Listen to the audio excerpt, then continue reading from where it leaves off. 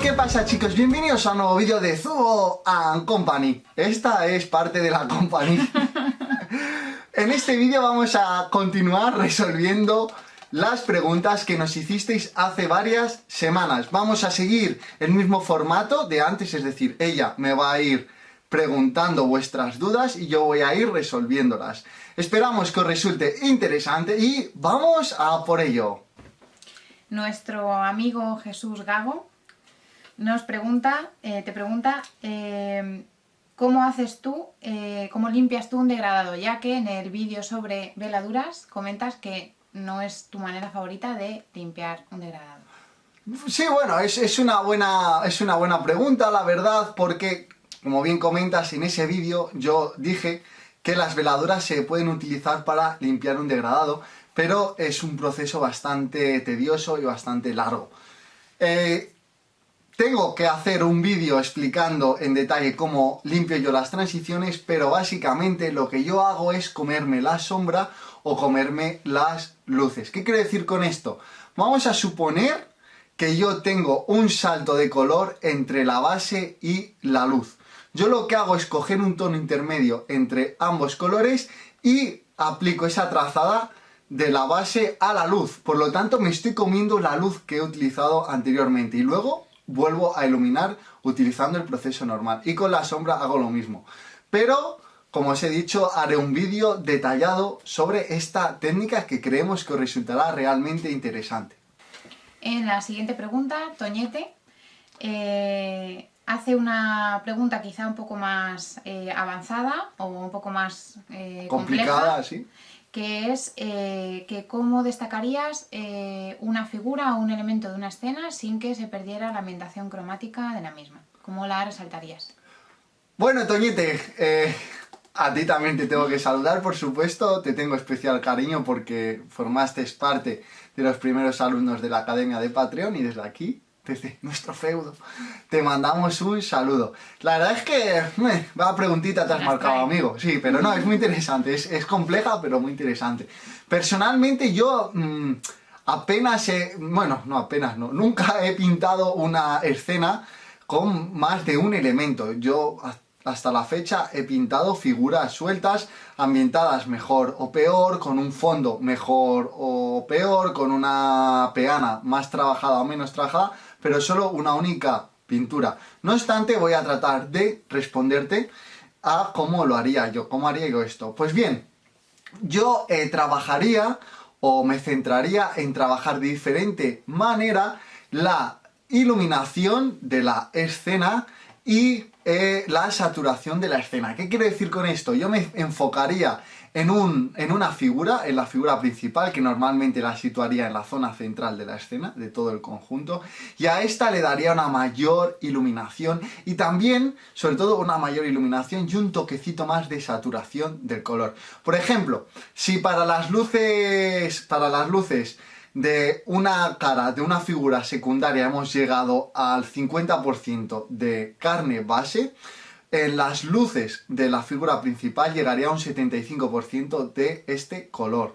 Si por ejemplo en las figuras secundarias he utilizado un rojo profundo de Scale Color, que es más o menos apagadillo, en la figura principal añadiría al rojo profundo algo de rojo sangre, que es bastante más vivo. Haría ese tipo de juegos, jugaría con la posición.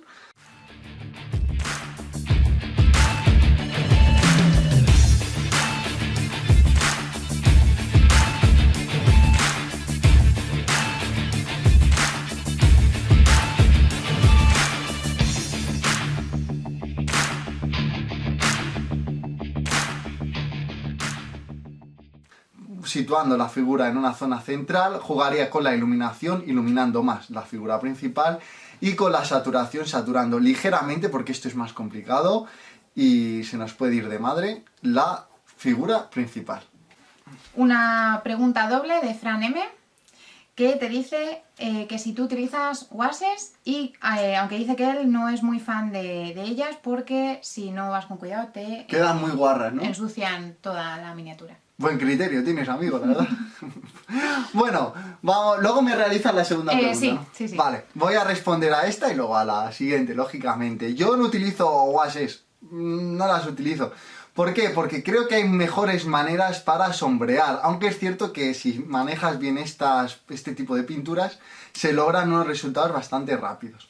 Yo sombreo a modo de veladuras, normalmente entonando con pintura acrílica pura, y hay veces que utilizo las tintas para lograr quizás un efecto más contrastado, aunque no me terminan de gustar las tintas porque tienen un acabado satinado y bajo mi punto de vista que las sombras te brillen es un error grave. Y segunda pregunta de Fran M. Te dice que si una vez que has terminado una superficie, por ejemplo una chaqueta de cuero, te queda más clara, Apagada, ¿no? más apagada o de un color más claro del que buscabas, si Sí. aplicando una veladura, por ejemplo, más oscura a toda la superficie por encima, ¿lo arreglarías o lo destrozarías? Pues lo arreglas. La realidad es que lo arreglas, pero tampoco es la panacea. Es decir, se logran ajustes de color más o menos razonables. ¿Qué quiero decir con esto? Por ejemplo, yo muchas veces busco un rojo bastante claro. Entonces, ¿qué hago? Trabajo la base, trabajo las luces y luego al final del todo agrego blanco puro. Y encima de este blanco puro, suelen ser unas zonas muy pequeñas que serían los puntos de luz, voy dando veladuras poco a poco de un rojo muy intenso para que coja este color. O por ejemplo, me ha pasado en muchas ocasiones de pintar una superficie exactamente muy clara, una superficie secundaria que quedaba muy alejada de la vista principal y he dicho, joder, llama demasiado la atención. Pues he cogido un color más oscuro y he aplicado veladuras para quitarle claridad, veladuras con un color más oscuro. O sea, que sí, es una grandísima idea. Fray Curiel te hace varias preguntas sobre pintura en óleo, que no sé si... Amigo, has tocado un tema bastante peliagudo, no, fuera de bromas.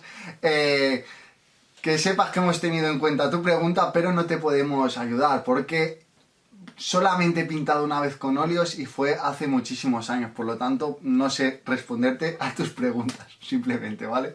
Lo siento. En este caso, otra doble pregunta de Alejandro González. Hola, Alex. En primer lugar te pregunta sobre las diluciones. Dice que no consigue cogerlas el punto, que a veces se le queda demasiado aguada la pintura y otras veces demasiado poco aguada. Bueno, demasiado seca, ¿no? eso es. Y en segundo lugar te pregunta si una vez acabada la miniatura utilizas, bueno, en concreto dice los pros, como tú, utilizáis algún barniz para protegerlas, ¿no? Eso es. Vale, bueno, voy a empezar por el principio. Comentaros y especialmente comentarte a ti que hay un vídeo en este canal donde se explica de forma muy detallada cómo realizar degradados.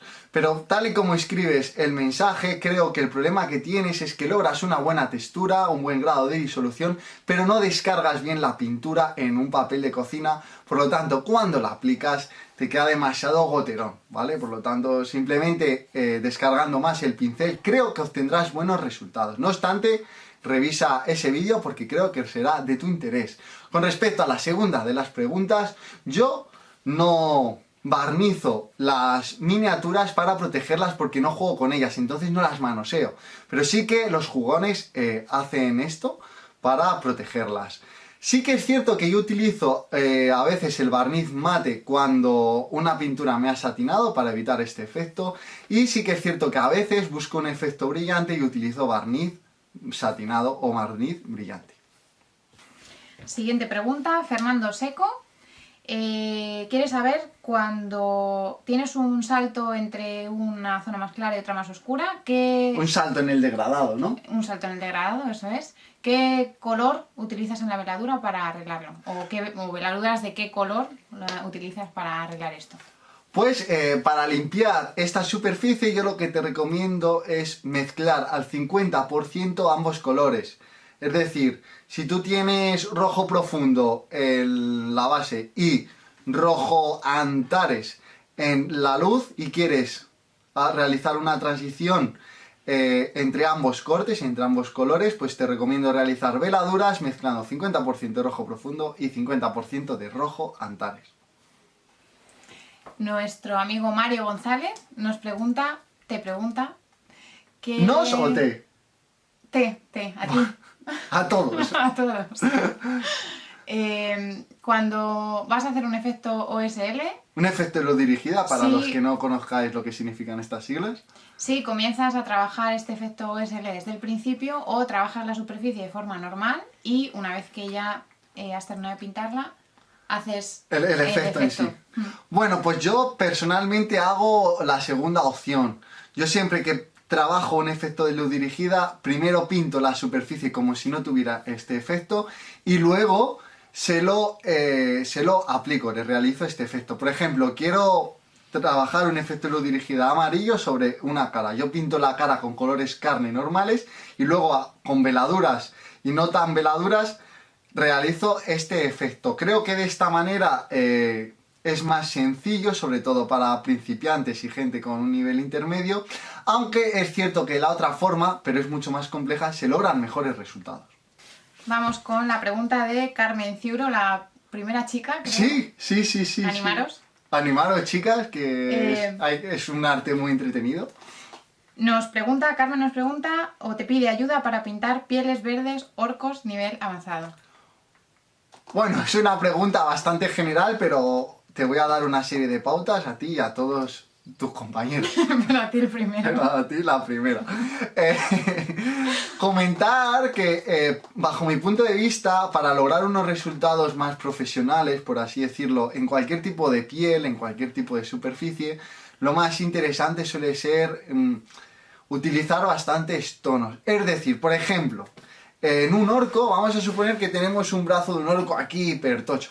Pues yo recomiendo trabajar la superficie verde, vamos a suponer todos los degradados, todos los puntos de luz, las sombras, etcétera, verdes, y luego dar diferentes tonalidades. Por ejemplo, al codo darle una tonalidad magenta, una tonalidad de color carne humana, suele quedar bastante bien. Luego también suele quedar bastante bien trabajar algún corte. Suele quedar también bastante bien marcar algunas venas porque suelen estar muy musculados y suelen tener incluso las venas esculpidas. En definitiva, todo lo que sea aportar de detalle, aportar riqueza cromática, dota a la superficie de una mayor calidad. Dani Albero te pregunta o le gustaría saber la importancia de utilizar o el sentido de utilizar colores cálidos y fríos y colores saturados y desaturados en una misma miniatura. Bueno, pues la verdad es que la teoría del color es bastante importante en las miniaturas y sobre todo os recomiendo tener una base de teoría del color porque sin duda alguna os allanará muchísimo el proceso de aprendizaje. Y respondiendo ya más a tu pregunta, Dani, decir que los colores cálidos normalmente resaltan la superficie y los colores fríos normalmente le dan profundidad a la... Bueno, normalmente, es así siempre. Le dan profundidad a la superficie. Por ello, es muy útil utilizar colores cálidos para iluminar y colores fríos para sombrear de manera general. Y luego, con respecto a la saturación y desaturación del color, los colores saturados llaman muchísimo más la atención que los colores desaturados. Y esto es algo que la gente, aunque lo sabe de manera inconsciente, no siempre lo aplica correctamente a las miniaturas. ¿Qué quiere decir con esto? Pues que no hay que pintar elementos secundarios de una figura, elementos que no aportan nada, unas botas, por ejemplo, de un color demasiado saturado. Es decir, he visto en muchas ocasiones pintar botas de color amarillo Goku y la cara hacerla pálida. Pues los ojos se te van a ir a esas botas. Entonces hay que evitar ese tipo de cuestiones. En resumen, utilizar colores saturados para forzar la atención en las zonas interesantes y desaturados o más desaturados en las zonas menos importantes. Alejandro B. quiere saber qué es o qué consideras tú que es mejor para una persona que está empezando a pintar a la hora de hacer un degradado. ¿Sí empezar por un tono medio y desde ahí iluminar y sombrear? ¿O empezar con un color que sea sombra máxima y desde ahí ir iluminando? Bueno, la verdad es que no tengo ninguna duda con respecto a la respuesta que te voy a dar.